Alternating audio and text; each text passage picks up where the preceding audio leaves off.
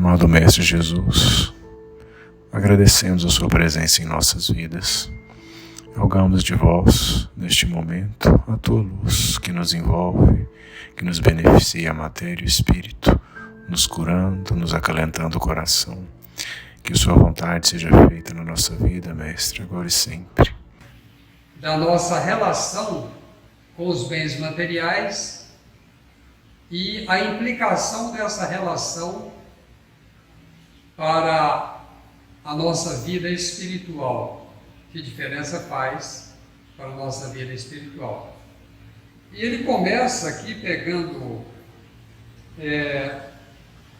o tópico de Lucas, dizendo que ninguém pode servir a dois senhores, porque ou odiará um e amará o outro, ou se prenderá a um e desprezará o outro. Não podeis servir simultaneamente a Deus e a Mamon. Isso está em Lucas, capítulo 16, versículo 13. Seria interessante, de início, nós definirmos o que seria servir a Deus e o que seria servir a Mamon, né? O contexto em que Jesus disse essas palavras é lá naquele contexto da época que ele viveu, onde servir representava uma relação de obediência extrema. O regime trabalhista era de servidão naquela época, né? Então, o servo, ele tinha total obrigação de atender às necessidades, às ordens, aos desígnios do seu senhor. E o entendimento de servir a Mamon, Mamon significava o Deus referente às coisas materiais, ao dinheiro mesmo, aos bens materiais. Então, servir a Mamon significa estar a serviço da busca das coisas materiais. Esse significado se mantém até hoje, né? Mamon representa os bens materiais, tudo aquilo que o dinheiro pode comprar. E servir a Deus significa o cuidado com a nossa vida espiritual. Porquanto há no homem duas naturezas, uma natureza, diz Kardec, né? Uma natureza animal, que nos dá necessidades materiais, e uma natureza espiritual, que nos aproxima à imagem e semelhança de Deus. Essa natureza animal do homem, ela foi se sofisticando a tal ponto que, diferentemente dos animais, que naturalmente eles estão ali à busca das suas necessidades imediatas, o homem criou pseudo-necessidades. Nós vamos sofisticando e criando novas e novas necessidades. Haja vista quando a gente vai no supermercado, só na seção de higiene, às vezes a gente pega 10 itens, não é?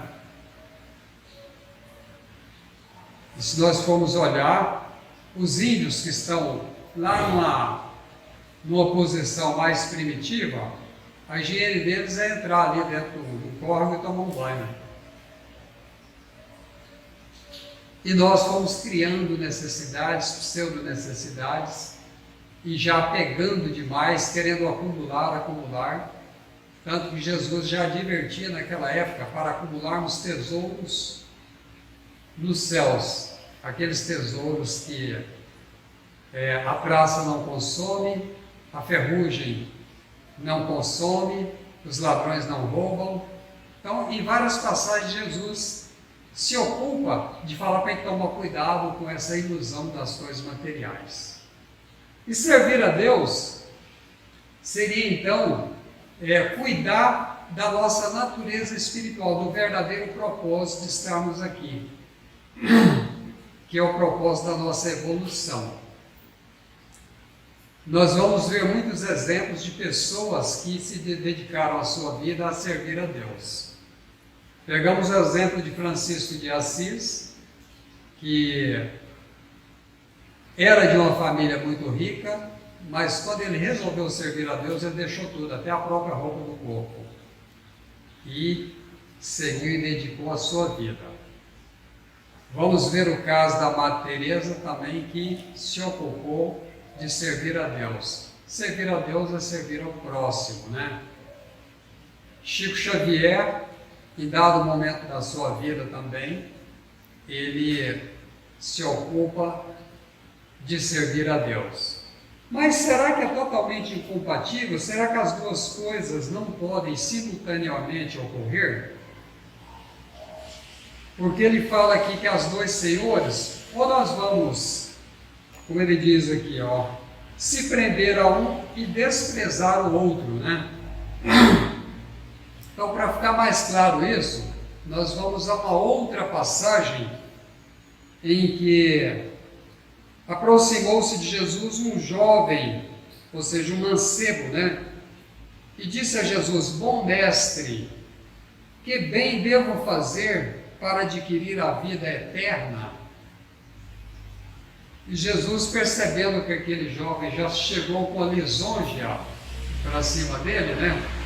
Chamando de bom, ele diz: por que me chamas bom? Bom é somente Deus. E aí ele responde, né? Se queres entrar na vida, aliás, esse jovem perguntou, né? Que bem devo fazer para entrar na vida eterna, adquirir a vida eterna? E Jesus disse: se queres entrar na vida eterna, guarda os mandamentos. E o jovem pergunta: mas que mandamentos? E Jesus discorre sobre alguns daqueles mandamentos, né, da lei mosaica. Não matarás, não cometerás adultério, não furtarás, não darás testemunho falso, honra teu pai e tua mãe, ama ao próximo como a ti mesmo. Mas o jovem diz a ele: mas eu tenho guardado todos esses mandamentos desde que entrei na mocidade, o que ainda me falta? Olha que interessante, aquele jovem, quando pergunta a Jesus, ele pergunta pela vida eterna, porque a vida material ele já tinha ganho. A vida material ele era rico, não faltava nada, mas havia um vazio em seu peito, ele não estava satisfeito, ele queria algo mais, e ele sabia que Jesus teria essa resposta, e aborda Jesus. Mas Jesus, é interessante que quando Jesus responde a ele, Jesus não fala de vida eterna, ele fala a vida.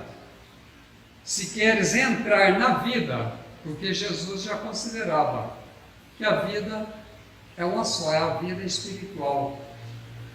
Ele nem fez a distinção da vida material e da vida eterna, né? E o jovem dizendo para ele que já guardava aqueles mandamentos, Jesus então diz a ele: se queres ser perfeito, vá, venda tudo que tem, dê aos pobres, depois me segue. É aí que é o balde de água fria, né? Aí que é o balde de água fria. Porque há essa narrativa que o moço, né? Depois vem e me segue, diz Jesus. Mas o que acontece? Ouvindo essas palavras, o moço se foi tristonho, porque possuía grandes haveres. E Jesus disse então a seus discípulos: ainda uma vez vos digo, é mais fácil que um camelo passe pelo buraco de uma agulha do que entrar um rico no reino dos céus. Isso está em Mateus 19, versículos 16 a 24, Lucas, capítulo 18, versículos 18 a 25, e Marcos, capítulo 10, 17 a 25. Observemos que Jesus não disse que era impossível o rico ganhar o reino dos céus. Ele falou que era muito difícil, que era mais fácil passar um camelo no buraco de uma agulha. E aí vários historiadores, existem duas interpretações para essa figura aí. Uma delas é que camelo significava também uma corda feita do fio do camelo que se usava para costurar. Passar na agulha era difícil, porque era um fio grosso. Mas uma outra explicação que eu acho mais plausível é que na cidade de Jerusalém, era uma cidade cercada por muralhas e havia umas pequenas entradas assim, chamadas agulha. Era o suficiente para passar um homem, porque ali ficava um soldado que poderia atirar uma flecha, proteger a cidade. E embaixo tinha, ela vinha assim, embaixo abria um pouco a abertura. Então, para passar um camelo seria muito difícil, teria que fazer o camelo agachar e ir rastejando, daria muito trabalho. Eu fico mais com essa alternativa, por causa da cultura. Alguns historiadores afirmam que se referia mais a essa questão da agulha da entrada nas muralhas, aquelas passagens, né, que chamava realmente agulha. Mas o mais importante é essa dificuldade, né? E por que será que é tão difícil para os ricos ganhar essa vida eterna, essa salvação? Ora, nós entendemos por salvação, nós espíritas, né? O entendimento da época era aquela separação, ir para o céu, uma vida que você não precisaria, que você ficaria junto de Deus, um céu de beatitudes. E a figura do inferno, da perdição, era aquela figura, né? Onde as pessoas arderiam no fogo, nas chamas ali, os pecadores. Mas o mais interessante é que, como as palavras de Jesus, elas têm vida eterna, e mesmo hoje com a interpretação espírita de salvação, que nada é mais do que evolução, ser salvo então para nós, é ser salvo do orgulho, do egoísmo, da vaidade, da cupidez, desses vícios que nos mantêm imantados à terra, nesse ciclo de encarna, desencarna, encarna, desencarna, encarna, desencarna, e lentamente ir progredindo. Ser salvo, então, seria salvação sinônimo de evolução para nós. E por que é difícil o rico evoluir? Aí nós vamos ver uma outra lição que está nesse mesmo capítulo, né? Que fala a prova da riqueza e a prova da pobreza, né? Todas duas são difíceis, mas os espíritos são unânimes em afirmar que a prova da riqueza é mais difícil, porque há muitas facilidades quando a gente tem os bens materiais e a gente fica meio que embriagado, né? A nossa natureza animal fala mais alto, porque o dinheiro, ele propicia essas oportunidades de satisfazer essas paixões, aos desejos, e aí nós ficamos meio que anestesiados. Veja o que aconteceu com o jovem rico. Quando ele pensou, nossa, mas então eu tenho que me livrar de todos os meus bens, ele desistiu, voltou para a história. Não dava para ele seguir Jesus e servir a Deus naquele momento. Imagina que Jesus, junto aos discípulos, ele já falou: olha, amanhã nós vamos fazer uma viagem, vamos passar uns 2 meses lá para aquelas bandas lá da Cesareia de Filipe, vamos pregar lá. E aí o jovem falou: ó, Senhor, eu não vou poder ir dessa vez não, porque na semana que vem começa a colheita do trigo e eu tenho que estar lá cuidando. Não dá certo, né? Não dá para servir então.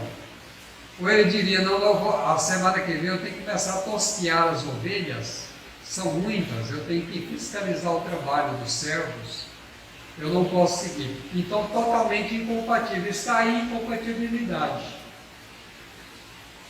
Não que ser rico nos impeça de evoluir, porque a riqueza, a gente vai ver lá no Livro dos Espíritos e também no Evangelho, ela tem a sua finalidade para fomentar o progresso.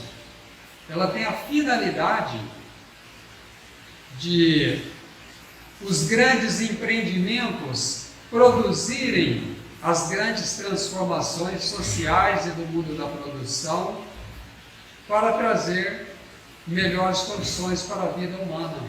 Então é necessário que a riqueza se acumule, mas é difícil demais administrar.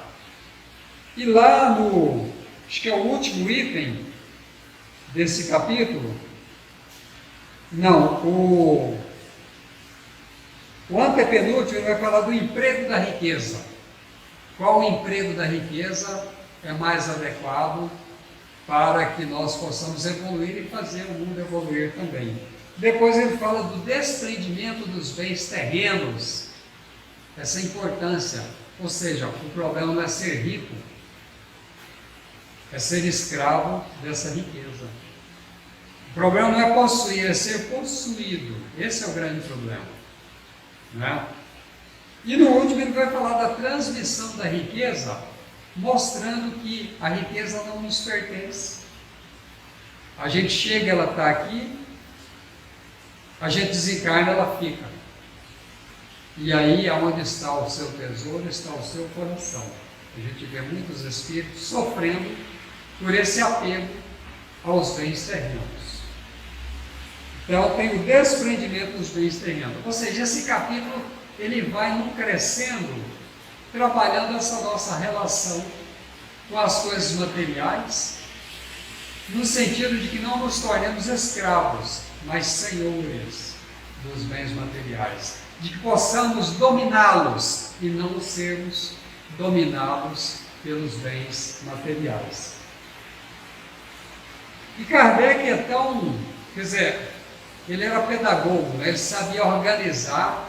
No primeiro ele coloca que não se pode servir a Deus e a Mamon, depois ele traz o exemplo do jovem rico, que materializa essa incompatibilidade aí, né? Porque no sentido de servir, aqui significa de dedicação exclusiva, aquele jovem não teria condição, e um grande empresário, ele não vai poder ao mesmo tempo administrar todas as suas empresas e querer levar uma vida mística, sair por aí pregando, né? Ter uma vida sacerdotal, não dá certo. Mas ele tem que entender que ele pode também, na boa administração, produzir grandes transformações, crescer espiritualmente, trabalhar o desapego e fazer muita caridade. E mais do que caridade, ele levar o desenvolvimento, porque é tão bom quando a justiça social chega antes da caridade, né? A caridade é um recurso paliativo, ele é um recurso para remediar as desigualdades sociais. Queira Deus que um dia não haja tanta necessidade de prática dessa caridade material, que apenas a caridade moral seja necessária. E no próximo item, ele vem falar para nos preservarmos da avareza, dizendo assim: então, no meio da curva, um homem lhe disse: mestre, dize a meu irmão que divida comigo a herança que nos tocou. E Jesus respondeu a ele: ó homem, quem me designou para vos julgar ou para fazer as vossas partilhas? E acrescentou: tende cuidado de preservar-vos de toda avareza, porquanto, seja qual for a abundância em que o homem se encontre, sua vida não depende dos bens que possua. Olha que coisa, seja qual for a nossa condição socioeconômica, a nossa vida não depende disso. Ricos morrem. Quantos milionários morreram de Covid e tiveram os melhores tratamentos? E quantos pobres sobreviveram? É evidente que o dinheiro pode pagar excelentes tratamentos, mas não são uma garantia nem de saúde e nem de sobrevivência. E Jesus adverte tomar cuidado com a avareza. O que é a avareza, né? A avareza é aquela coisa, é esse aqui, ó, esse símbolo aqui, né? É o pão duro, a mão fechada. É aquela pessoa que tem dó de gastar, às vezes, até para a sua própria manutenção. Pessoa que passa a vontade de comer uma coisa gostosa, pode pagar e fica com dó. Fica guardando dinheiro. Vocês lembram daquele personagem Nonô Correia, que tinha uma novela, que ele era avarento? Ele fazia, uma vez por semana ele falava com a família, hoje é dieta líquida, ninguém vai comer coisa sólida aqui. E ele trancava a geladeira, trancava os armários, e ele andava maltrapilho, acumulando dinheiro para não comprar uma roupa. Então, os avarentos, às vezes eles ficam com os dentes estragados, eles ficam doentes, e não têm coragem de gastar com saúde. E Jesus adverte, tome cuidado com a avareza, né? Porque, veja bem, disse-lhe a seguir essa parábola: havia um rico homem cujas terras tinham produzido extraordinariamente e que se entretinha em pensar consigo mesmo assim: que hei de fazer, pois já não tenho lugar onde possa encerrar tudo que vou colher. Aí aquele homem pensou e disse: aqui está o que farei, demolirei os meus celeiros e construirei outros maiores, onde colocarei toda a minha colheita e todos os meus bens, e direi à minha alma: ó minha alma, tens de reserva muitos bens para longos anos, repousa, come, bebe, goza. Mas Deus, ao mesmo tempo, disse ao homem: que insensato és, esta noite mesmo tomar-te-ão a alma. Para que servirá o que acumulaste? Então nós às vezes vivemos acumulando bens desnecessários, supérfluos, é a conta bancária, os utensílios, os artefatos, e a gente guarda aquilo às vezes no apego, né? E a gente não sabe que a qualquer momento podemos ser chamados como esse homem insensato. E para que vai servir isso depois, né? Poucos dias eu vi uma crônica falando que essas pessoas apegadas eram mais ou menos assim. Aquele sujeito apegado àquela tralha de pesca, né? E não deixa ninguém pôr a mão aquela coisa ali. E depois que ele morre, a família pega aquilo, põe lá na rua para alguém pegar, né? Ou imagina eu apegado com o meu violão, com os meus instrumentos, aí eu desencarno, aquilo vai ser doado para alguém aí, a pessoa apegada com aquele... Eu vi o caso de uma senhora que tinha 150 pares de calçados. Ora, não dá para ela calçar aquilo tudo, né? E aí imagina, ela desencarna, a família vai ter que doar aquilo ali, ou fazer um bazar, vender a preço de custo, né? E como é que fica o apego dessa pessoa no plano espiritual, né? Onde está o seu tesouro, está o seu coração. Então, essas coisas a gente tem que ir acostumando desde já, né? A nos preparar para a verdadeira vida, a vida futura, né? Tem uma lição aqui que fala sobre isso. Porque essas coisas materiais todas vão ficar aqui. Elas são importantíssimas enquanto a gente está aqui, precisamos dela. Mas essa importância não pode ser maior do que o chamado valor de uso, né? Porque imagina, esse objeto aqui, ó, é um copo, né? Esse copo aqui tem um chamado valor de uso, que é para que ele serve? Ele serve para a gente tomar água, tomar um leite, uma bebida, né? Mas uma cuia de coco faz esse papel também.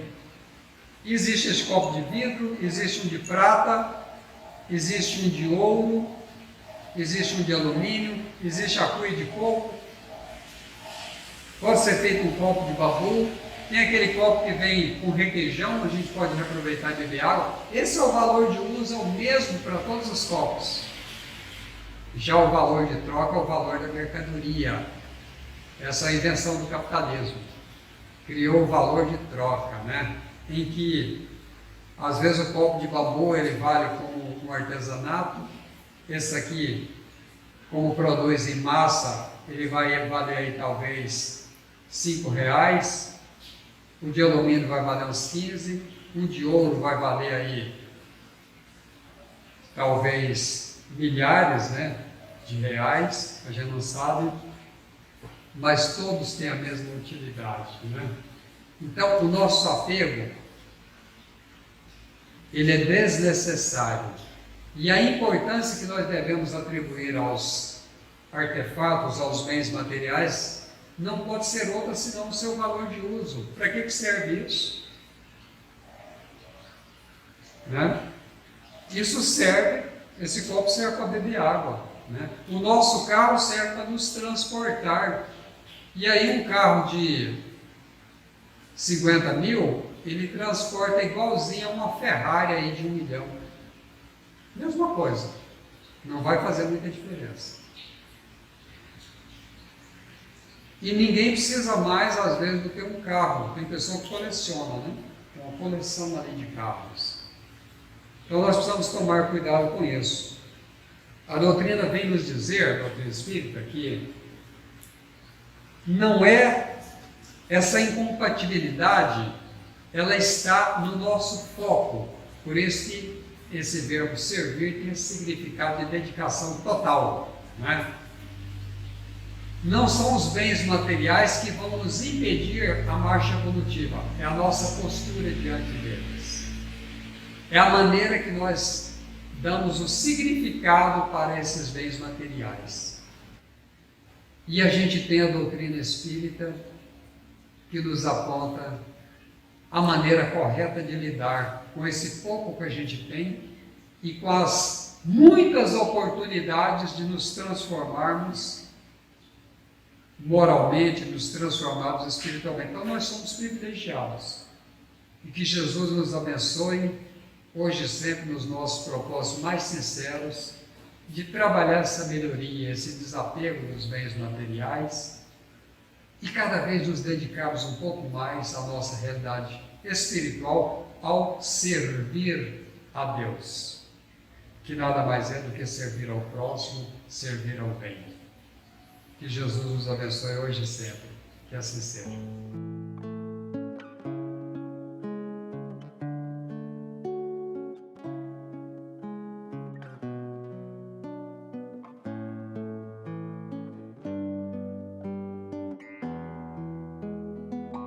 Agradecendo primeiramente a Deus, a Jesus, aos irmãos que participaram desta palestra, muita luz, muita paz, muita reflexão, que possamos colocar os ensinamentos no nosso dia a dia, na nossa prática, na nossa família, no nosso trabalho, onde quer que estejamos, para a melhoria das relações, melhorias internas de cada um, sempre buscando os ensinamentos de Jesus, esse direcionamento, esse norte, para que possamos melhorar o nosso dia a dia. Agradecemos todos aqueles que colocaram suas águas, que neste momento os irmãos benfeitores de luz nos auxiliando para a fluidificação dessas águas, colocando o remédio necessário para cada um de nós, e assim que tomarmos este remédio, sentimos essa melhoria, essa reflexão, essa melhoria não só da matéria, mas do espírito também, que possamos colocar fé naquele remédio e que possamos dar continuidade em nossas vidas com mais luz, com mais pensamento positivo, com mais determinação, com mais amor. Amor ao próximo, amor a nós mesmos. Enfim, ó Pai, temos só que agradecer por tudo. Obrigado, Senhor, que assim seja.